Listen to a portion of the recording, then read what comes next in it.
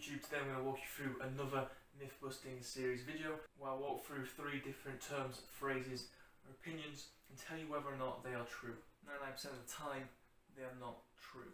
If you do enjoy the video, do find it helpful, please do drop a like. If you have any questions on anything we go through in this video or any myths you'd like me to bust, then do throw them down in the comments. If you haven't already, please do subscribe. Let's go.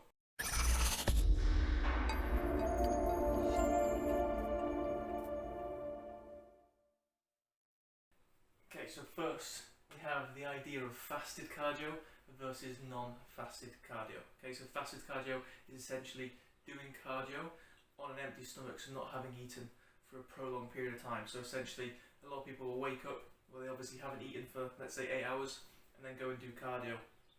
And that being fasted, in comparison to non-fasted cardio, where you're doing cardio after having eaten.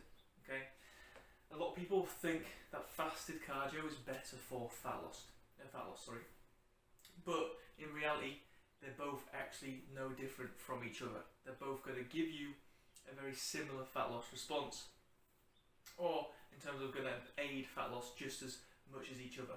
Studies have been shown with calories controlled, because obviously we still need to be in a deficit for cardio, whether it's fasted or non-fasted, to even be having a benefit towards fat loss. A study was done where they controlled the calories, and it showed that between the two there was no significant difference, which means fasted cardio and non-fasted cardio can be used as a form of exercise to help aid your fat loss if you so wish, if you like cardio. And therefore, in terms of which state to do them in, fasted or non-fasted, just comes down to personal preference.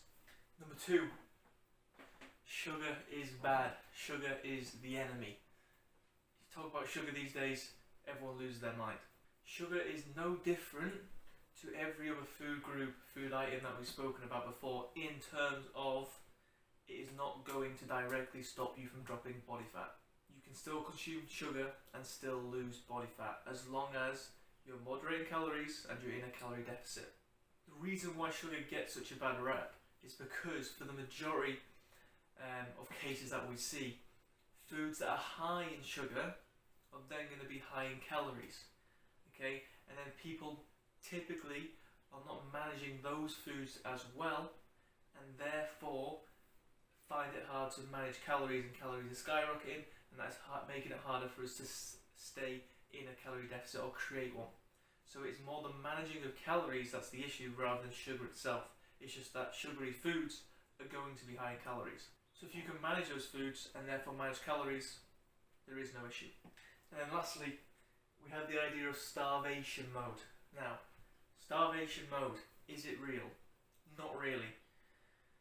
Starvation mode is the idea that if you try and diet or too hard, you try and reduce calories too hard, too fast, try and drop body fat too hard, too fast, that your body will go into this starvation mode where it won't drop body fat and it'll just hold on to it because your body's screaming for food or whatever it might be.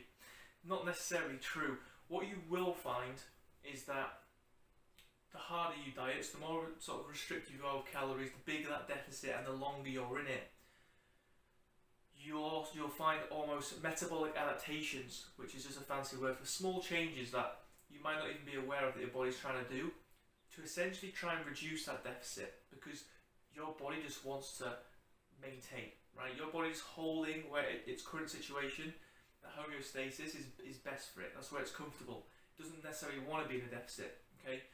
So what it'll try and do is almost adapt things a little bit to try and take it out or reduce that deficit. And that might look like hunger being higher, right? So you're getting more hunger cues because therefore you might be eating more. Cravings might be a little bit higher.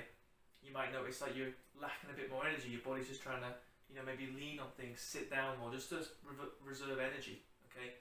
And it's these little adjustments that then, without you even maybe being aware of, if you're not tracking these things or you're not being on the ball with them, that might then be reducing that deficit, okay? Because obviously if you're eating more because of hunger cues and you're doing less because of trying to save calories or not wanting to expend as much energy, that deficit's going to shorten.